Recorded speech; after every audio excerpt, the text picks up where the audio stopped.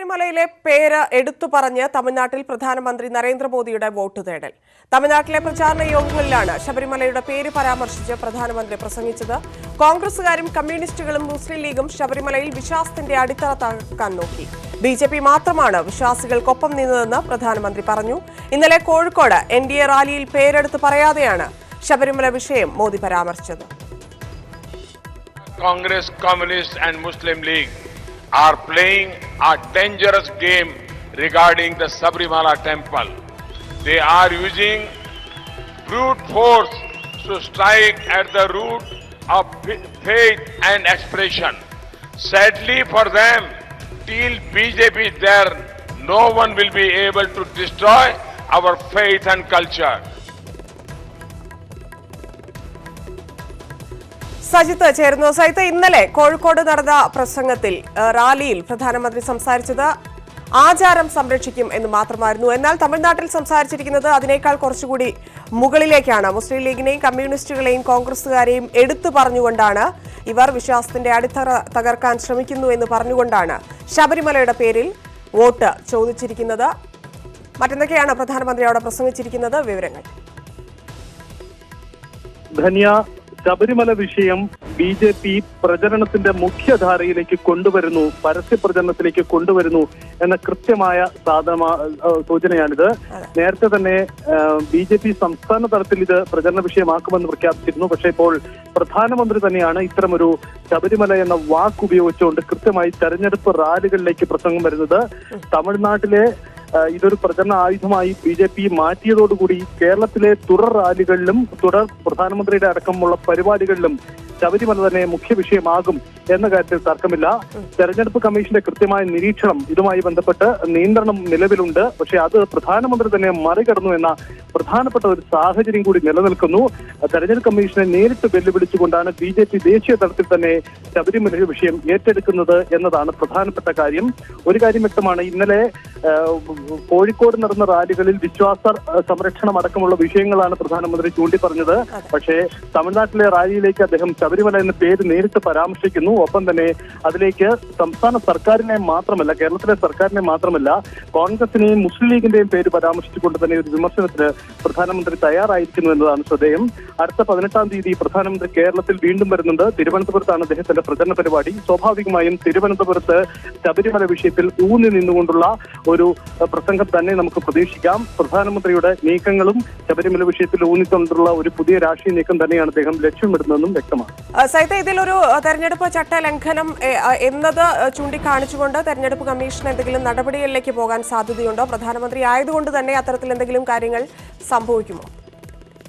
ഇതൊരു വലിയ നിയമ പോരാട്ടത്തിലേക്ക് അല്ലെങ്കിൽ നിയമ പ്രതിസന്ധികളിലേക്ക് കാര്യങ്ങൾ നീങ്ങുന്നു എന്ന് വേണം നമുക്ക് മനസ്സിലാക്കാൻ. കാരണം ശബരിമല വിഷയത്തിൽ സംസ്ഥാനത്തെ മുഖ്യ തെരഞ്ഞെടുപ്പ് ഓഫീസർ തുടക്കത്തിൽ തന്നെ നിലപാട് പറഞ്ഞതാണ് ശബരിമല എന്ന പേര് ഉപയോഗിക്കാൻ പാടില്ല, ശബരിമലയുടെ ചിത്രങ്ങൾ ഉപയോഗിക്കരുത്. ഇങ്ങനെയുള്ള മത അടിസ്ഥാനത്തിലുള്ള ദൈവത്തിന്റെ പേര് പറഞ്ഞുകൊണ്ടുള്ള ഒരു വിഷയത്തിലും ഒരു കാര്യവും തെരഞ്ഞെടുപ്പിൽ ഉപയോഗിക്കരുതെന്ന് കൃത്യമായ നിർദ്ദേശമുണ്ട്. പക്ഷേ ആദ്യഘട്ടങ്ങളിലൊക്കെ അത് BJP പാലിച്ചു പോന്നിരുന്നു. പക്ഷേ ഇതിപ്പം പൂർണ്ണമായും ലംഘിക്കപ്പെടുകയാണ്. തെരഞ്ഞെടുപ്പ് കമ്മീഷന്റെ നിലപാടുകൾ അംഗീകരിക്കപ്പെടാവുന്നതല്ല. തെരഞ്ഞെടുപ്പ് കമ്മീഷൻ രാഷ്ട്രീയം കളിക്കുന്നു എന്നതാണ് BJPയുടെ വാദം. ഒപ്പം തന്നെ ഈ വിഷയത്തിൽ ഒരു നിയമ പോരാട്ടം BJP തുടക്കമിടുകയും ചെയ്യുന്നുണ്ട്. അത്തരം സൂചനകൾ BJP നേതാക്കളുടെ വാക്കുകളിലുണ്ട്. പ്രധാനമന്ത്രിയുടെ പ്രസ്താവനയുടെ അക്കാര്യങ്ങൾ വ്യക്തമാവുകയും ചെയ്യുന്നു. എന്തായാലും രാജ്യത്തിന്റെ പ്രധാനമന്ത്രി തന്നെ തെരഞ്ഞെടുപ്പ് കമ്മീഷന്റെ നിലപാടിനെ ചോദ്യം ചെയ്തുകൊണ്ട് അല്ലെങ്കിൽ മുൻ നിലപാടുകളെ ചോദ്യം ചെയ്തുകൊണ്ട് മുഖ്യ സംസ്ഥാന തെരഞ്ഞെടുപ്പ് ഓഫീസറുടെ നിലപാടിനെ വിരുദ്ധമായ ഒരു പ്രസ്താവനയുമായിട്ടാണ് വന്നിരിക്കുന്നത്. ഇത് ആ തരത്തിൽ വലിയ ചർച്ചയ്ക്ക് തന്നെയാണ് BJP ലക്ഷ്യമിടുന്നത്. ശരി സജിത്ത്, തെരഞ്ഞെടുപ്പ് കമ്മീഷന്റെ നിലപാടിന് വിരുദ്ധമായാണ് പ്രധാനമന്ത്രി തന്നെ ഇപ്പോൾ തമിഴ്നാട്ടിൽ ശബരിമല പ്രചാരണ വിഷയമാക്കിയിരിക്കുന്നത്. TG സജിത്താണ് വിവരങ്ങൾ നൽകിയത്. ശബരിമല മുഖ്യ പ്രചാരണ വിഷയമാക്കാൻ BJP തീരുമാനം. ശബരിമലയെക്കുറിച്ച് പറഞ്ഞാൽ തെരഞ്ഞെടുപ്പ് കമ്മീഷന് ഒരു ചുക്കും ചെയ്യാനാകില്ലെന്ന് സംസ്ഥാന പ്രസിഡന്റ് PS ശ്രീധരൻപിള്ള പറഞ്ഞു. ചട്ടം ലംഘിച്ചിട്ടുണ്ടെങ്കിൽ കമ്മീഷന് നടപടിയെടുക്കാമെന്നും ശ്രീധരൻപിള്ള ന്യൂസ് 18നോട് പറഞ്ഞു. ശബരിമല കർമ്മസമിതി ഉൾപ്പെടെയുള്ള സംഘടനകളുടെ പ്രചാരണത്തിനൊപ്പം സ്ഥാനാർത്ഥികളും ഇനി നേരിട്ട് ശബരിമല ഉന്നയിച്ച് വോട്ട് ചോദിക്കാനാണ് തീരുമാനം. മുഖ്യ തെരഞ്ഞെടുപ്പ് ഓഫീസർ ടിക്കാറാം മീണ എന്തൊക്കെ പറഞ്ഞാലും ശബരിമല തന്നെയായിരിക്കും BJPയുടെ മുഖ്യ പ്രചരണ വിഷയമെന്ന് വ്യക്തമാക്കുകയായിരുന്നു ശ്രീധരൻപിള്ള. ശബരിമലയെക്കുറിച്ച് മിണ്ടി എന്നതിന്റെ പേരിൽ കമ്മീഷന് ഒരു ചുക്കും ചെയ്യാൻ കഴിയില്ലെന്ന് ശ്രീധരൻപിള്ള പറഞ്ഞു. ശബരിമലയിലെ വിശ്വാസം സംരക്ഷിക്കുമെന്നും ശബരിമലയിൽ ഉള്ള സങ്കല്പങ്ങളുടെ നിലനിർത്താൻ വേണ്ടി ഞങ്ങൾ നിലനിൽക്കുമെന്നും ഞങ്ങൾക്കെതിരായിട്ടാണ് അതിക്രമങ്ങളും മറ്റു കാര്യങ്ങളും ഈ ഗവൺമെൻറ് നിലപാട് നിരീശ്വരവാദികളാണെന്നും ഉറപ്പിച്ച് ഞാൻ പറയുക. തെരഞ്ഞെടുപ്പ് കമ്മീഷൻ ഒരു ചുക്കും ചെയ്യാൻ സാധിക്കില്ല. കാരണം അദ്ദേഹം ചെയ്യുന്ന നടപടി മുഴുവൻ തെറ്റാണ്. മാനിഫെസ്റ്റോയിൽ ശബരിമല പ്രശ്നത്തിന് വേണ്ടി ഞങ്ങൾ പ്രതിബദ്ധതയോടുകൂടി പൊരുതുമെന്ന് പറഞ്ഞാൽ ശബരിമല പ്രശ്നം കേരളത്തിലെ BJPക്കാർക്ക് പറയാൻ അവകാശമില്ലെന്ന് പറയുന്ന ആളുകൾ എത്രമാത്രം ബുദ്ധിശൂന്യമാണ് ഇട്ട് പെരുമാറുന്നത്. പരസ്യ പ്രചാരണത്തിന് 8 ദിവസം മാത്രം ശേഷിക്കെ ശബരിമലയുടെ പേര് പറഞ്ഞു തന്നെ വോട്ട് പിടിക്കാനാണ് തീരുമാനം. തെരഞ്ഞെടുപ്പിൽ നേരിട്ട് രാഷ്ട്രീയം പറയുന്നില്ലെങ്കിലും ശബരിമല വിഷയം സജീവമാക്കി ശബരിമല കർമ്മസമിതിയും രംഗത്തുണ്ട്. പോസ്റ്റർ പ്രചരണങ്ങൾക്ക് പുറമെ സെക്രട്ടേറിയറ്റിന് മുന്നിൽ നാമജപ പ്രതിഷേധം നടത്തിയും പരസ്യ നീക്കങ്ങൾക്ക് തുടക്കമിട്ട് കഴിഞ്ഞു. തെരഞ്ഞെടുപ്പ് പ്രചരണത്തിന്റെ അവസാന ദിവസങ്ങളിൽ ശബരിമല എന്ന തുറുപ്പ് ചീട്ട് BJP പുറത്തെടുക്കുകയാണ്. തെരഞ്ഞെടുപ്പ് കമ്മീഷന്റെ തീരുമാനത്തെ നേരിട്ട് ചോദ്യം ചെയ്തുകൊണ്ടാണ് ഈ നീക്കമെന്നതിനാൽ വലിയൊരു നിയമയുദ്ധത്തിനും ഇത് വഴിവെച്ചേക്കാം. തിരുവനന്തപുരത്ത് നിന്നും TG സജിത്, ന്യൂസ് 18. ശബരിമല വിഷയത്തിൽ BJPയുടെ വെല്ലുവിളിക്ക് മറുപടിയുമായി മുഖ്യ തെരഞ്ഞെടുപ്പ് ഓഫീസർ. തെരഞ്ഞെടുപ്പ് പെരുമാറ്റച്ചട്ടം ലംഘിച്ചാൽ കർശന നടപടിയുണ്ടാകും. സംസ്ഥാനത്തിന്റെ മതേതര സ്വഭാവം തകർക്കാൻ ആരെയും അനുവദിക്കില്ലെന്നും ടിക്കാറാം മീണ ന്യൂസ് 18നോട് പറഞ്ഞു. മുഖ്യ തെരഞ്ഞെടുപ്പ് ഓഫീസർ ശ്രീ ടിക്കാറാം മീണയാണ് നമുക്കൊപ്പം ഉള്ളത്. ശബരിമല അടക്കമുള്ള മതവിഷയങ്ങൾ പറഞ്ഞ് വോട്ട് ചോദിക്കരുതെന്ന് കർശനമായ നിർദ്ദേശം താങ്കൾ നൽകിയിരുന്നു. എന്നാൽ ശബരിമല വിഷയം തെരഞ്ഞെടുപ്പ് പ്രചരണത്തിൽ ശക്തമായി തന്നെ ഉന്നയിക്കും എന്നൊരു വെല്ലുവിളിയാണ് BJP സംസ്ഥാന പ്രസിഡന്റ് PS ശ്രീധരൻപിള്ള ഇന്നലെ ഉയർത്തിയത്. വിഷയങ്ങൾ തീർച്ചയായിട്ടും ഉന്നയിക്കാം. ശബരിമല സംബന്ധിച്ച് എന്തെങ്കിലും ഒരു രാഷ്ട്രീയപരമായിട്ട്, സാമൂഹ്യപരമായിട്ട്, സാംസ്കാരികപരമായിട്ട് ആചാരങ്ങളും അനുഷ്ഠാനങ്ങളെ സംബന്ധിച്ച് എന്തെങ്കിലും ഒരു വിഷയം അവർക്ക് ഉന്നയിക്കാനുള്ള സ്വാതന്ത്ര്യം എല്ലാ പൊളിറ്റിക്കൽ പാർട്ടീസിനും ഉണ്ട്. അതുകൊണ്ട് അതിനെക്കുറിച്ച് എനിക്ക് വിലക്ക് ഒന്നും കൊടുത്തിട്ടുമില്ല, കൊടുക്കാൻ ഞാൻ ആഗ്രഹിക്കുന്നില്ല. പക്ഷേ ഞാൻ മാതൃക പെരുമാറ്റച്ചട്ടത്തിൽ പറഞ്ഞിട്ടുള്ള കാര്യങ്ങൾ, അതായത് മതത്തിൻ്റെ പേരിൽ, ദൈവത്തിൻ്റെ പേരിൽ, പള്ളിയും മോസ്കും അതിൻ്റെ പേരിൽ വോട്ട് ചോദിക്കാനോ വോട്ടർമാരെ സ്വാധീനിക്കാനോ അപ്പീൽ ചെയ്യാനോ അവരുടെ വികാരങ്ങൾ കൂടുതൽ വഷളാക്കിക്കൊണ്ട് സാമൂഹ്യ സൗഹാർദ്ദം കൂടുതൽ വഷളാക്കാനും ക്രമസമാധാനവും ഉണ്ടാക്കാൻ പാടില്ല. അതിരുകളും ലക്ഷ്മണരേഖയും ലംഘിച്ചാൽ തീർച്ചയായിട്ടും നടപടി വരും. തൃശ്ശൂരിലെ NDA സ്ഥാനാർത്ഥി സുരേഷ് ഗോപിക്കെതിരെ അനാവശ്യമായിട്ടാണ് തെരഞ്ഞെടുപ്പ് കമ്മീഷൻ വിശദീകരണം ചോദിച്ചിരിക്കുന്നത്. അങ്ങനെ ഒരു നടപടി ഉണ്ടാവില്ല എന്നും നടപടിയെടുക്കാൻ കഴിയില്ല എന്നുമാണ് പറഞ്ഞത്. അത് ഞാൻ മുഴുവൻ സംഭവം ഓഫീഷ്യലായിട്ട് എനിക്ക് അത് റിപ്പോർട്ട് കിട്ടിയതിന് ശേഷം മാത്രമേ എനിക്ക് പറയാൻ സാധിക്കും. ഇന്ത്യയുടെ മതേതരത്തെ വെല്ലുവിളിക്കുന്ന തരത്തിൽ തെരഞ്ഞെടുപ്പ് പ്രചരണം ഉണ്ടായാൽ നടപടി ഉണ്ടാവും എന്ന് തന്നെയാണ് മുഖ്യ തെരഞ്ഞെടുപ്പ് ഓഫീസർ പറയുന്നത്. ക്യാമറാമാൻ സന്തോഷൊപ്പം R കിരൺ ബാബു, ന്യൂസ് 18. ശബരിമല വിഷയത്തിൽ BJP അപഹാസ്യരാവുകയാണെന്ന് ഉമ്മൻചാണ്ടി. BJPക്ക് കേരളത്തിൽ നേട്ടമുണ്ടാക്കാനാകില്ല. ശബരിമല നിയമസംരക്ഷണം സാധിക്കുമെങ്കിൽ നേരത്തെ ചെയ്യേണ്ടതായിരുന്നെന്നും ഉമ്മൻചാണ്ടി ചോദിച്ചു. അവരുടെ നിലപാടിൽ അവർ അപഹാസ്യരാകുക, അന്ന് അവിടെ അക്രമം കാണിച്ചതും കുഴപ്പങ്ങൾ ഉണ്ടാക്കിയതും ഒക്കെ പിന്നെ എന്തിന് എന്ന് വിശ്വാസികൾ ചോദിക്കും. ഇങ്ങനെയൊരു മാർഗമുണ്ടായിരുന്നേ അത് ചെയ്താൽ പോരാഞ്ഞോ? തെരഞ്ഞെടുപ്പ് കമ്മീഷനെ വെല്ലുവിളിച്ച് ഭയപ്പെടുത്താനാണ് ശ്രമമെന്ന് LDF convener A Vijayaraghavan. Sabarimala തെരഞ്ഞെടുപ്പ് പ്രചാരണ വിഷയമാക്കുമെന്ന ശ്രീധരൻപിള്ളയുടെ വെല്ലുവിളി ഭരണഘടനാ സ്ഥാപനത്തെ അപമാനിക്കലാണ്. ഇത് അംഗീകരിക്കാൻ കഴിയില്ലെന്നും A വിജയരാഘവൻ ന്യൂസ് 18നോട് പറഞ്ഞു. രാജ്യത്തെ ജനങ്ങളുടെ മേലെ തങ്ങൾക്ക് കേന്ദ്രത്തിൽ അധികാരമുണ്ട്, ഒരു പ്രധാനമന്ത്രി ഞങ്ങളുടെ കയ്യിലുണ്ട് എന്നുള്ളതിന്റെ പേരിൽ മതന്യൂനപക്ഷങ്ങൾക്ക് നേരെ, പാവപ്പെട്ട മനുഷ്യർക്ക് നേരെ, നിയമ സംവിധാനത്തിന് നേരെ, നമ്മുടെ ഏറ്റവും അവസാനം തെരഞ്ഞെടുപ്പ് കമ്മീഷന് നേരെ ഭീഷണിപ്പെടുത്തുന്ന രൂപത്തിൽ ഇന്ന് വരെ ആരെങ്കിലും സംസാരിച്ചിട്ടുണ്ടോ? ഒരു ഭരണഘടനാ സ്ഥാപനത്തെ വെല്ലുവിളിക്കുകയാണ് നിങ്ങൾ. ആ വെല്ലുവിളി എന്ന് പറഞ്ഞാൽ ഭയപ്പെടുത്താനാണ് നിങ്ങൾ ശ്രമിക്കുന്നത്, ഭയപ്പെടുത്തി കീഴ്പ്പെടുത്താനാണ് ശ്രമിക്കുന്നത്. അത് അംഗീകരിക്കോ? നാട് അംഗീകരിക്കോ? ആ പെശക്കെ തിരുത്തു. വടകരയിലെ BJP സ്ഥാനാർത്ഥി VK സജീവന്റെ ശബരിമലയുമായി ബന്ധപ്പെട്ട പ്രസംഗവും വിവാദമാകുന്നു. ശബരിമല വിഷയത്തിൽ പിണറായി ഗവൺമെന്റ് എടുത്ത നിലപാടിൽ മനം നൊന്ത് ആത്മഹത്യ ചെയ്ത രാമകൃഷ്ണ ഗുരുസ്വാമിയുടെ മണ്ഡലത്തിൽ നിന്നാണ് ജനവിധി തേടുന്നത്. ആയിരക്കണക്കിന് അയ്യപ്പ ഭക്തർ പോളിംഗ് ബൂത്തിലേക്ക് പോകുന്നത് അയ്യപ്പസ്വാമിക്ക് താമര കൊണ്ട് പൂമാല തീർക്കാനാണ് എന്നായിരുന്നു പരാമർശം. ഇതിനെക്കുറിച്ച് അന്വേഷിച്ച് റിപ്പോർട്ട് നൽകാൻ കോഴിക്കോട് കലക്ടർ ADM-ന് നിർദ്ദേശം നൽകി. നടപടി ഉണ്ടാകുമെന്ന് കലക്ടർ അറിയിച്ചു. പിണറായി ഗവൺമെന്റ് എടുത്തിട്ടുള്ള നിലപാടിൽ മനം നൊന്ത് ആത്മഹത്യ ചെയ്തിട്ടുള്ള രാമകൃഷ്ണ ഗുരുസ്വാമിയുടെ മണ്ഡലത്തിൽ നിന്നാണ് ഞാൻ ജനവിധി തേടുന്നത്. ഒരു കാര്യം ഈ തവണ ഉറപ്പാണ്, ഈ തവണ ആയിരക്കണക്കിന് അയ്യപ്പ ഭക്തന്മാർ പോളിംഗ് ബൂത്തിലേക്ക് പോകുന്നത് അയ്യപ്പ സ്വാമിക്ക് താമര കൊണ്ട് പൂമാല തീർക്കാനാണ് എന്നുള്ള കാര്യത്തിൽ യാതൊരു സംശയവുമില്ല. കൊട്ടാരക്കര വെട്ടിക്കവലയിൽ ഗർഭിണിയെ ബലാത്സംഗം ചെയ്യാൻ ശ്രമം. സംഭവത്തിൽ ഇതര സംസ്ഥാന കച്ചവടക്കാരൻ അറസ്റ്റിലായി. വീടുകൾ തോറും കമ്പളിപ്പുതപ്പ് വിൽക്കുന്ന ഉത്തർപ്രദേശ് സ്വദേശി പീർ മുഹമ്മദാണ് അറസ്റ്റിലായത്. യുവതിയെ ആശുപത്രിയിൽ പ്രവേശിപ്പിച്ചു. ഇന്ന് ഉച്ചയ്ക്ക് 12-നാണ് സംഭവം. ശ്യാം ദേവരാജ് ചേരുന്നു. ശ്യാമ, യുവതിയുടെ നില ഇപ്പോൾ എങ്ങനെയാണ്? അറസ്റ്റ് രേഖപ്പെടുത്തിയിട്ടുണ്ടോ? ഇയാളുടെ വിവരങ്ങൾ.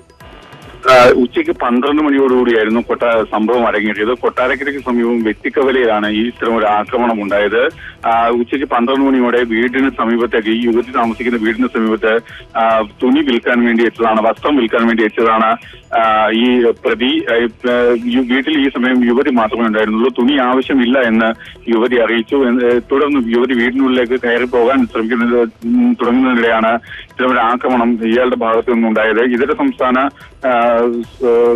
സ്വദേശി, ഉത്തർപ്രദേശ് സ്വദേശിയായ നൂർ മുഹമ്മദ് അലി ആണ് അറസ്റ്റിലായത്.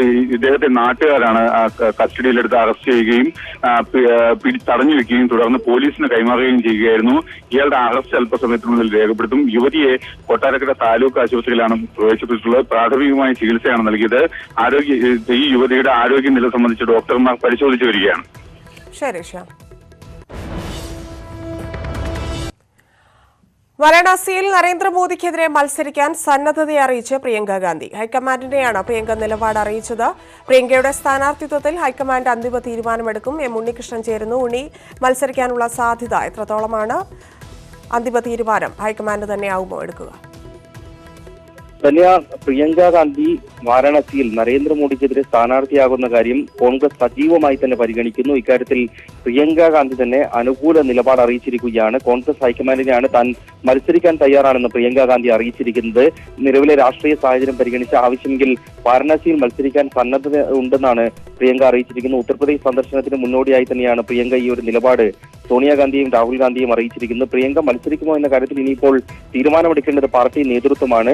പ്രിയങ്ക വാരണാസിയിൽ മോഡിക്കെതിരെ മത്സരിക്കണമെന്ന ആവശ്യം തുടക്കത്തിൽ തന്നെ ഉയർന്നിരുന്നു. വലിയ അഭ്യൂഹങ്ങളൊക്കെ ഉണ്ടായിരുന്നു. പ്രിയങ്കയും പ്രവർത്തകരോട് ഒരു ഘട്ടത്തിൽ ചോദിച്ചിരുന്നു വാരണാസിയിൽ താൻ മത്സരിച്ചാൽ എങ്ങനെ ഉണ്ടാകുമെന്ന്. ആ ഒരു അഭ്യൂഹങ്ങളൊക്കെ തന്നെ വളരെ സജീവമായി നിർത്തുന്ന പ്രതികരണമാണ് പ്രിയങ്ക ഗാന്ധിയുടെ ഭാഗത്തു നിന്നും ഇതുവരെയും വന്നിട്ടുള്ളത്. പടിഞ്ഞാറൻ ഉത്തർപ്രദേശിന്റെ ചുമതലയുള്ള നേതാവായാണ് പ്രിയങ്ക ഗാന്ധിയെ ആദ്യം നിയമിച്ചിരുന്നത്. അതിനുശേഷം താരപ്രചാരകരുടെ പട്ടികയിൽ ഉൾപ്പെട്ടു. എല്ലാ സംസ്ഥാനങ്ങളിലെയും താരപ്രചാരകരുടെ പട്ടികയിൽ പ്രിയങ്ക ഗാന്ധി ഉൾപ്പെട്ടിട്ടുണ്ട്. അതിനുശേഷമാണ് ഇപ്പോൾ മോഡിയെ നേരിടാൻ പ്രിയങ്ക എത്തുമെന്ന ചർച്ചകൾ വളരെ സജീവമാകുന്നതും അവർ സന്നദ്ധത അറിയിച്ചിരിക്കുന്നതും. മോഡിക്കെതിരെ മത്സരിക്കുകയാണെങ്കിൽ മണ്ഡലത്തിൽ മോഡിയെ തളച്ചിടാൻ കഴിയുമെന്ന ഒരു പ്രതീക്ഷ കോൺഗ്രസിനുണ്ട്. മാത്രമല്ല വലിയ രീതിയിൽ മാറ്റങ്ങൾ ഉണ്ടാക്കാം മണ്ഡലത്തിലെ രാഷ്ട്രീയ സമവാക്യങ്ങളിൽ നിന്നാണ് പ്രതീക്ഷ. വിജയിച്ചില്ല എങ്കിൽ കൂടിയും ഉത്തർപ്രദേശിലെ അടുത്ത നടക്കാൻ പോകുന്ന നിയമസഭാ തെരഞ്ഞെടുപ്പിലേക്ക് കോൺഗ്രസിനൊരു പ്രധാന നേതാവിനെ വളർത്തിക്കൊണ്ടുവരാൻ കഴിയുമെന്ന കണക്കുകൂട്ടലും നേതൃത്വത്തിനുണ്ട്. ശരി ഉണ്ണി. തെരഞ്ഞെടുപ്പ് പ്രചാരണത്തിൽ വീഴ്ചയുണ്ടെന്ന പരാതിയെ തുടർന്ന് തിരുവനന്തപുരം മണ്ഡലത്തിൽ AICC പ്രത്യേക നിരീക്ഷകനെ നിയമിച്ചു. കർഷക കോൺഗ്രസ് അധ്യക്ഷൻ നാനാ പട്ടോളെയാണ് നിരീക്ഷകൻ. ശശി തരൂരിന്റെ പരാതിയുടെ അടിസ്ഥാനത്തിലാണ് നിരീക്ഷകനെ നിയമിച്ചിരിക്കുന്നത്. ആർ കിരൺ ബാബു ചേരുന്നു. കിരൺ, AICC നിയമിച്ച നിരീക്ഷകൻ തിരുവനന്തപുരത്ത് എത്തിയിട്ടുണ്ടോ? വിവരങ്ങൾ. ധന്യ, തിരുവനന്തപുരത്ത് UDF സ്ഥാനാർത്ഥി ശശി തരൂരിന്റെ പ്രചരണ പ്രവർത്തനങ്ങളിൽ വീഴ്ചയുണ്ടെന്ന പരാതി നേരത്തെ തന്നെ സ്ഥാനാർത്ഥിയായ തരൂർ തന്നെ ഉന്നയിച്ചിരുന്നു. ഇക്കാര്യത്തിൽ KPCC നേതൃത്വം ഇടപെട്ടെങ്കിലും പൂർണ്ണമായും പ്രവർത്തനങ്ങൾ മന്ദഗതിയിൽ നിന്ന് പ്രവർത്തനങ്ങൾ മാറ്റാൻ കഴിഞ്ഞിരുന്നില്ല. പല നേതാക്കളും പ്രവർത്തനങ്ങളിൽ നിന്ന് വിട്ടുനിൽക്കുന്ന അവസ്ഥയുണ്ടായിരുന്നു. താഴെത്തട്ടിലടക്കം പ്രവർത്തനങ്ങൾ മന്ദഗതി ഉണ്ടായിരുന്നു. ഇതേ തുടർന്നാണ് ശശി തരൂർ വീണ്ടും പരാതി ഉന്നയിച്ചത്. അതേ തുടർന്ന് കേരളത്തിലെ പ്രധാനപ്പെട്ട നേതാക്കളും ഹൈക്കമാൻഡ് ഭാഗത്തു നിന്നും ശക്തമായ ഇടപെടലുകളുണ്ടായി. ഇതിൽ പരിഹരിക്കണമെന്നുള്ള തരത്തിലുള്ള ഇടപെടലുകളുണ്ടായി. AK ആന്റണി അടക്കമുള്ള നേതാക്കളും തിരുവനന്തപുരം ജില്ലയുടെ ചുമതലയുള്ള പ്രധാന നേതാക്കളുമായി സംസാരിച്ചിരുന്നു. അതോടൊപ്പം തന്നെ KPCC അധ്യക്ഷൻ മുല്ലപ്പള്ളി രാമചന്ദ്രൻ അടക്കമുള്ളവരും ഈ വിഷയത്തിൽ ഇടപെട്ടിരുന്നു. ഇപ്പോൾ തരൂരിന്റെ പരാതി സംബന്ധിച്ച് ഹൈക്കമാൻഡ് ഒരു നിരീക്ഷകനെ നിയമിച്ചിരിക്കുകയാണ്. കർഷക കോൺഗ്രസിന്റെ അധ്യക്ഷൻ നാനാ പട്ടോളയാണ് നിരീക്ഷകൻ. ഇന്ന് രാത്രി തന്നെ തിരുവനന്തപുരത്ത് എത്തിച്ചേരും എന്നാണ് അറിയാൻ കഴിഞ്ഞിട്ടുള്ളത്. ആ നിരീക്ഷകൻ എത്തിക്കഴിഞ്ഞാൽ മണ്ഡലത്തിന്റെ വിവിധ ഭാഗങ്ങളിൽ നടക്കുന്ന പ്രവർത്തനങ്ങൾ സംബന്ധിച്ച്, പ്രചരണ പ്രവർത്തനങ്ങൾ സംബന്ധിച്ച് ഹൈക്കമാൻഡ് ഭാഗത്തു നിന്ന് റിപ്പോർട്ട് നൽകാനും നിരീക്ഷകന്റെ പ്രധാനപ്പെട്ട ഉത്തരവാദിത്തം. അതുകൊണ്ട് തന്നെ പ്രവർത്തനങ്ങൾ കൂടുതൽ ഊർജ്ജസ്വലമായി നടക്കുമെന്നും ഒരു ഭാഗത്തും വീഴ്ച ഉണ്ടാവില്ല എന്നുള്ള പ്രതീക്ഷയാണ് സ്വാഭാവികമായും കോൺഗ്രസ് നേതൃത്വത്തിലും തിരുവനന്തപുരത്ത് പ്രത്യേകിച്ച് ശശി തരൂരിലും ഉള്ളത്. ശരി കിരൺ. MK രാഘവനെതിരായ ഒളിക്യാമറ കേസിൽ അന്വേഷണ സംഘം ചാനൽ അധികൃതരുടെ മൊഴിയെടുത്തു. ഡൽഹിയിലെ ചാനൽ ഓഫീസിലെത്തി ദൃശ്യങ്ങളുടെ മുഴുവൻ ടേപ്പും അന്വേഷണ സംഘം ശേഖരിച്ചു. ദൃശ്യങ്ങൾ ശാസ്ത്രീയ പരിശോധനയ്ക്ക് അയക്കാനാണ് തീരുമാനം. കോഴിക്കോട് അസിസ്റ്റന്റ് കമ്മീഷണർ പി വാഹിദിന്റെ നേതൃത്വത്തിലുള്ള സംഘം നോയിഡയിലെ ചാനൽ ഓഫീസിലെത്തിയാണ് മൊഴിയെടുത്തത്. പുറത്തുവിട്ട ദൃശ്യങ്ങളുടെ മുഴുവൻ ടേപ്പും അന്വേഷണ സംഘം ശേഖരിച്ചു. ആവശ്യമായ വിവരങ്ങൾ ചാനൽ അധികൃതരിൽ നിന്ന് ലഭിച്ചതായി പോലീസ് അറിയിച്ചു. ദൃശ്യങ്ങൾ ശാസ്ത്രീയ പരിശോധനയ്ക്ക് അയക്കും. ഇതിന്റെ ഫലം വരും മുമ്പേ തന്നെ പ്രാഥമിക റിപ്പോർട്ട് പോലീസ് തെരഞ്ഞെടുപ്പ് കമ്മീഷന് നൽകുമെന്നാണ് വിവരം. പുറത്തുവന്ന ദൃശ്യങ്ങൾ എഡിറ്റ് ചെയ്തതാണെന്നും ശബ്ദം അനുകരിച്ചതാണെന്നുമായിരുന്നു MK രാഘവന്റെ ആരോപണം. ഇതേ തുടർന്നാണ് ദൃശ്യങ്ങൾ പരിശോധിക്കാൻ അന്വേഷണ സംഘം തീരുമാനിച്ചത്. മാധ്യമപ്രവർത്തകർ എന്ന നിലയിൽ ചാനൽ സംഘം കണ്ടിരുന്നുവെന്നും ഇതിനിടെ തിരഞ്ഞെടുപ്പും ചർച്ചയായിരുന്നുവെന്നും MK രാഘവൻ അന്വേഷണ സംഘത്തിന് മൊഴി നൽകിയിരുന്നു. ന്യൂസ് 18 കോഴിക്കോട്. പരസ്യം നൽകിയതിൽ തെരഞ്ഞെടുപ്പ് കമ്മീഷൻ ചട്ടം ലംഘിച്ചെന്ന് PS ശ്രീധരൻപിള്ള. തെരഞ്ഞെടുപ്പ് കമ്മീഷന്റെ പരസ്യം നൽകിയതിൽ CPM മുഖപത്രമായ ദേശാഭിമാനിയുണ്ട്. പാർട്ടി പത്രത്തിന് പരസ്യം നൽകരുതെന്ന ചട്ടമാണ് കമ്മീഷൻ ലംഘിച്ചത്. ഇത് വിവേചനപരമാണെന്നും ശ്രീധരൻപിള്ള പറഞ്ഞു. സുപ്രീംകോടതി വിധി പ്രകാരം എല്ലാവർക്കും ഡയറക്ഷൻ തന്നിരിക്കുന്നു. 3 ചാനലിൽ കൊടുക്കണം. അപ്പം നിങ്ങളുടെ ചാനൽ ഉൾപ്പെടെയുള്ള ജനങ്ങളുടെ നല്ല സ്വാധീനമുള്ള ചാനലല്ലേ. ഇവരെങ്ങനെ നിശ്ചയിക്കുക ഇന്ന ചാനലിൽ ഇന്ന പത്രത്തിന് കൊടുക്കണം, ഇപ്പോൾ ദേശാഭിമാനിക്ക് കൊടുക്കണം, എങ്ങനെ കൈരളി ചാനലിന് കൊണ്ട് കൊടുക്കാൻ വേണ്ടി അവർ 3 എണ്ണം പറയുന്നത്? ഇവിടെ ഭരണ സംവിധാനത്തിന് അറിഞ്ഞോ അറിയാതെയോ ആരൊക്കെയോ, ഞാൻ പേരെടുത്ത് വ്യക്തിപരമായിട്ട് പറയുന്നില്ല, അതിൻ്റെ അപകടമാണ്. ശ്രീധരൻപിള്ളയുമായുള്ള വരികൾക്കിടയിൽ അഭിമുഖത്തിന്റെ പൂർണ്ണരൂപം നാളെ രാവിലെ 9-നും രാത്രി 9-നും കാണാം. മുൻ അഡീഷണൽ ചീഫ് സെക്രട്ടറിയും എഴുത്തുകാരനും പ്രഭാഷകനുമായ ഡോക്ടർ ഡി ബാബു പോൾ അന്തരിച്ചു. കരൾ രോഗത്തെ തുടർന്ന് ചികിത്സയിലായിരുന്നു. ഇന്നലെ രാത്രി തിരുവനന്തപുരത്തെ സ്വകാര്യ ആശുപത്രിയിലായിരുന്നു അന്ത്യം.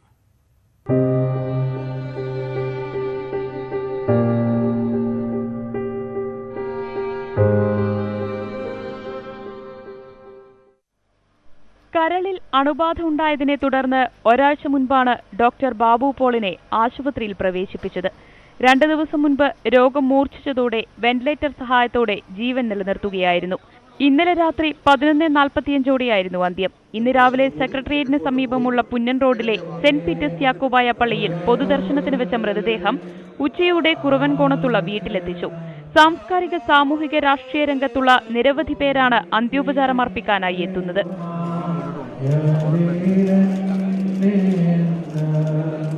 മൃതദേഹം നാളെ രാവിലെ ജന്മനാടായ പെരുമ്പാവൂരിലേക്ക് കൊണ്ടുപോകും. കുറുപ്പുംപടിയിൽ സെന്റ് പീറ്റേഴ്സ് കത്തീഡ്രലിൽ വൈകിട്ട് 4-നാണ് സംസ്കാര ചടങ്ങുകൾ. ന്യൂസ് 18 തിരുവനന്തപുരം. സമൂഹത്തിലെ ചലനങ്ങൾ ജാഗ്രതയോടെ നിരീക്ഷിക്കുകയും ഇടപെടുകയും ചെയ്ത സാംസ്കാരിക പ്രവർത്തകനെയാണ് ബാബു പോളിന്റെ നിര്യാണത്തിലൂടെ നഷ്ടമായതെന്ന് മുഖ്യമന്ത്രി പിണറായി വിജയൻ. സാമൂഹ്യ പ്രതിബദ്ധതയോടെ സർവീസിൽ പ്രധാന വകുപ്പുകളുടെ ചുമതലകൾ നിർവഹിക്കാൻ ഇദ്ദേഹത്തിന് കഴിഞ്ഞു. എഴുത്തുകാരൻ, പ്രഭാഷകൻ എന്നീ നിലയിലും ശ്രദ്ധേയനായിരുന്ന ബാബു പോളിന്റെ നിര്യാണം കേരളത്തിന്റെ സാമൂഹ്യ സാംസ്കാരിക മേഖലയ്ക്ക് കനത്ത നഷ്ടമാണെന്നും മുഖ്യമന്ത്രി അനുശോചന സന്ദേശത്തിൽ പറഞ്ഞു. സാംസ്കാരിക ഭരണരംഗത്ത് മികച്ച സംഭാവന നൽകിയ ബഹുമുഖ പ്രതിഭയാണ് ഡോക്ടർ ബാബു പോൾ എന്ന് പ്രതിപക്ഷ നേതാവ് രമേശ് ചെന്നിത്തല അനുശോചിച്ചു. അദ്ദേഹം ഒരു സർവ്വവിജ്ഞാന കോശം തന്നെയായിരുന്നു. ഒരു ഉദ്യോഗസ്ഥൻ എന്നുള്ള നിലയിൽ മാത്രമല്ല, കേരളത്തിന്റെ പൊതുവായ സാമൂഹ്യ, രാഷ്ട്രീയ, സാംസ്കാരിക മണ്ഡലങ്ങളിലെല്ലാം ഒരു തിളക്കമാർന്ന വ്യക്തിത്വമാണ് അദ്ദേഹം. എനിക്ക് അദ്ദേഹവുമായിട്ട് വളരെ വർഷങ്ങളുടെ ബന്ധമുണ്ട്. അദ്ദേഹം നല്ല ഒരു പാണ്ഡിത്യമുള്ള വ്യക്തി എന്നുള്ള നിലയിൽ നമുക്കെല്ലാവർക്കും പലപ്പോഴും ഉപദേശങ്ങൾ, നിർദ്ദേശങ്ങൾ നൽകാൻ അദ്ദേഹം മുന്നോട്ട് വരുമായിരുന്നു. എൻ്റെ മകനെ സിവിൽ സർവീസ് ചെയ്തിടത്ത് ഒരു വലിയ പങ്ക് അദ്ദേഹത്തിനുണ്ട്. വ്യക്തിപരമായി വളരെയേറെ അടുപ്പം അദ്ദേഹവുമായിട്ട് എനിക്കുണ്ടായിരുന്നു. ഉദ്യോഗസ്ഥൻ എന്നുള്ള നിലയിൽ മാത്രമല്ല, എഴുത്തുകാരൻ, പ്രഭാഷകൻ, ചിന്തകൻ എന്നുള്ള നിലയിലെല്ലാം എന്നും കേരളം വിലമതിക്കുന്ന ഒരു വ്യക്തിത്വമാണ് ശ്രീ ബാബു പോളിൻ്റേത്. റഫാൽ ഇടപാടിന് പിന്നാലെ അനിൽ അംബാനിയുടെ കമ്പനിക്ക് ആശ്വാസമായി റഷ്യൻ സർക്കാരിന്റെ വക കോടികളുടെ നികുതി ഇളവ്. 11,250 കോടി രൂപയുടെ നികുതി ഇളവാണ് അനിൽ അംബാനിയുടെ കമ്പനിക്ക് ലഭിച്ചത്. അനിൽ അംബാനിയുടെ പേരിൽ ഫ്രാൻസിൽ രജിസ്റ്റർ ചെയ്ത റിലയൻസ് അറ്റ്ലാന്റിക് ഫ്ലോഗ് ഫ്രാൻസ് എന്ന കമ്പനിയുടെ നികുതി കുടിശ്ശിക സർക്കാർ എഴുതി തള്ളുകയായിരുന്നു. 15 കോടി യൂറോ ആണ് നികുതി ഇനത്തിൽ കമ്പനി അടയ്ക്കാനുണ്ടായിരുന്നത്. റഫാൽ യുദ്ധവിമാനങ്ങൾ വാങ്ങാൻ ഇന്ത്യയുമായി കരാർ ഒപ്പുവച്ചതിന് തൊട്ടു പിന്നാലെയാണ് നികുതി ഇളവ് നൽകിയതെന്ന് ഒരു ഫ്രഞ്ച് മാധ്യമം റിപ്പോർട്ട് ചെയ്തു. റഫാലിലെ പണമിടപാടുകൾ തെളിഞ്ഞുവെന്ന ആരോപണവുമായി കോൺഗ്രസ് രംഗത്തെത്തി. മസാല ബോണ്ട് പ്രശ്നത്തിൽ ജുഡീഷ്യൽ അന്വേഷണം വേണമെന്ന് പ്രതിപക്ഷ നേതാവ് രമേശ് ചെന്നിത്തല ഉന്നയിച്ച ചോദ്യങ്ങൾക്ക് ഉത്തരം നൽകാതെ തന്നെ അധിക്ഷേപിക്കാനാണ് ധനമന്ത്രി ശ്രമിക്കുന്നത്. ധനവകുപ്പിൽ ധൂർത്തും അഴിമതിയും നടപാടുകയാണെന്നും പ്രതിപക്ഷ നേതാവ് ആരോപിച്ചു. മസാല ബോണ്ടുമായി ബന്ധപ്പെട്ട് സർക്കാരിന്റെ ഇടപാടുകൾ ഉള്ള ദുരൂഹത നീക്കണമെന്ന് ആവശ്യപ്പെട്ടിട്ടും മുഖ്യമന്ത്രിയും ധനകാര്യമന്ത്രിയും ഈ കാര്യത്തിൽ ഒളിച്ചുകളി നടത്തിക്കൊണ്ടിരിക്കുകയാണ്. ഈ ഒളിച്ചുകളി അവസാനിപ്പിക്കണം. യഥാർത്ഥത്തിൽ നടന്നുകൊണ്ടിരിക്കുന്ന കാര്യങ്ങൾ ജനങ്ങളെ ബോധ്യപ്പെടുത്താനുള്ള ഉത്തരവാദിത്തമാണ് ധനകാര്യമന്ത്രി എന്നുള്ള നിലയിൽ അദ്ദേഹം ചെയ്യേണ്ടത്. കൊച്ചി ബ്യൂട്ടി പാർലർ കേസിൽ ലീന മരിയ പോളിനെ വീണ്ടും ചോദ്യം ചെയ്യും. മുംബൈ അധോലോകവുമായി കുഴൽപ്പണ ഇടപാടുകാരുമായുള്ള ബന്ധം അന്വേഷിക്കും. വെടിവെപ്പിന് കൊട്ടേഷൻ നൽകിയത് കാസർഗോഡ് സ്വദേശി മോനായിയാണെന്ന് പോലീസ് കണ്ടെത്തി. ലീന മരിയ പോളിന് 2018 നവംബർ മാസം 30 കോടി രൂപയുടെ കുഴൽപ്പണം ലഭിച്ച വിവരം കൊട്ടേഷൻ സംഘത്തിന് ചോർന്നു കിട്ടിയതാണ് ബ്യൂട്ടി പാർലർ വെടിവെപ്പ് കേസിലേക്ക് നയിച്ചതെന്നാണ് കണ്ടെത്തൽ. കൊല്ലത്തെ സിനിമാ നിർമ്മാതാവ് വഴിയാണ് ഇക്കാര്യം കൊട്ടേഷൻ സംഘം അറിയുന്നത്. എന്നാൽ ഇത് സംബന്ധിച്ച വസ്തുതകൾ ലീന മരിയ പോൾ മറച്ചുവെക്കുന്നതായി ക്രൈംബ്രാഞ്ചിന് നേരത്തെ തന്നെ സംശയമുണ്ടായിരുന്നു. ഇപ്പോൾ അറസ്റ്റിലായ കേസിലെ മുഖ്യ കണ്ണികളിൽ നിന്ന് ലഭിച്ച വിവരത്തിന്റെ അടിസ്ഥാനത്തിലാണ് ലീന മരിയ പോളിനെ വീണ്ടും ചോദ്യം ചെയ്യുന്നത്. കുഴൽപ്പണം എവിടെ നിന്ന് വന്നു, എന്തിനാണ് ഉപയോഗിച്ചത് തുടങ്ങിയ കാര്യങ്ങളിലും വ്യക്തതയില്ല. വെടിവെപ്പിന് കൊട്ടേഷൻ നൽകിയത് കാസർഗോഡ് സ്വദേശി മോനായിയാണെന്ന് പോലീസിന് വ്യക്തമായി. മോനായിക്ക് രവി പൂജാരിയുമായി നേരിട്ട് ബന്ധമുണ്ടെന്നാണ് നിഗമനം. തോക്കും വാഹനവും എത്തിച്ചു നൽകിയത് മോനായിയുടെ നിർദ്ദേശപ്രകാരമാണെന്ന് ഇന്നലെ കസ്റ്റഡിയിലായ അൽത്താഫ് മൊഴി നൽകി. അൽത്താഫും മോനായും തമ്മിൽ നിരന്തരം ബന്ധപ്പെട്ടതിന്റെ തെളിവുകളും ക്രൈംബ്രാഞ്ചിന് ലഭിച്ചിട്ടുണ്ട്. മോനായി ഇപ്പോൾ പോലീസ് നിരീക്ഷണത്തിലാണ്. ന്യൂസ് 18 കൊച്ചി. സംസ്ഥാനത്ത് ചൂട് വീണ്ടും കൂടുമെന്ന് കാലാവസ്ഥാ കേന്ദ്രത്തിന്റെ മുന്നറിയിപ്പ്. 5 ജില്ലകളിൽ 4 ഡിഗ്രി സെൽഷ്യസ് വരെ താപനില ഉയരുമെന്നാണ് വിലയിരുത്തൽ. ദുരന്ത നിവാരണ അതോറിറ്റിയുടെ സൂര്യാഘാത സൂര്യാതപ മുന്നറിയിപ്പുകൾക്കൊപ്പം അതീവ ജാഗ്രതാ മുന്നറിയിപ്പും പുറപ്പെടുവിച്ചു. സംസ്ഥാനത്ത് 5 ജില്ലകളിൽ ഏറ്റവും ഉയർന്ന താപനില രേഖപ്പെടുത്തുമെന്നാണ് കാലാവസ്ഥാ കേന്ദ്രത്തിന്റെ മുന്നറിയിപ്പ്. തിരുവനന്തപുരം, കൊല്ലം, ആലപ്പുഴ, കോട്ടയം, പാലക്കാട് ജില്ലകളിലാകും കൂടുതൽ ചൂട് അനുഭവപ്പെടുക. താപനില 2 മുതൽ 4 ഡിഗ്രി സെൽഷ്യസ് വരെ ഉയർന്നേക്കും. വയനാട് ഒഴികെയുള്ള മറ്റ് ജില്ലകളിലും ഉയർന്ന താപനില ശരാശരിയിൽ നിന്നും 2 മുതൽ 3 ഡിഗ്രി സെൽഷ്യസ് വരെ കൂടിയേക്കുമെന്നും കാലാവസ്ഥാ കേന്ദ്രം അറിയിച്ചു. താപനിലയിൽ നാളെയും വർധനവുണ്ടാകും. സംസ്ഥാനത്ത് സൂര്യാഘാത സൂര്യതപ മുന്നറിയിപ്പ് തുടരും. പകൽ 11 മുതൽ 3 വരെ നേരിട്ട് സൂര്യപ്രകാശം ഏൽക്കാതിരിക്കാൻ ശ്രദ്ധിക്കണം എന്നതടക്കമുള്ള മുന്നറിയിപ്പുകൾ കർശനമായി പാലിക്കണമെന്ന് അധികൃതർ നിർദ്ദേശിച്ചു. അവധിക്കാല വിനോദസഞ്ചാര യാത്രകൾ നടത്തുന്നവർ പ്രത്യേകം ശ്രദ്ധിക്കണമെന്നും കാലാവസ്ഥാ നിരീക്ഷണ കേന്ദ്രം മുന്നറിയിപ്പ് നൽകി. News 18 Thiruvananthapuram. News 18 Neta app survey.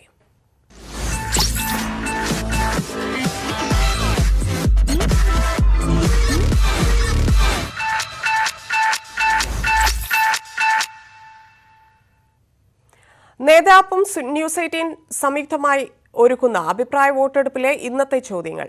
Sabarimala BJP തെരഞ്ഞെടുപ്പ് കമ്മീഷനെ വെല്ലുവിളിക്കുന്നു. രാഹുൽ തരംഗം നേരിടാനുള്ള ബിജെപിയുടെ അവസാന ആയുധമോ ശബരിമല? നിങ്ങളുടെ അഭിപ്രായങ്ങൾ നേതാപ്പിലൂടെ രേഖപ്പെടുത്താം.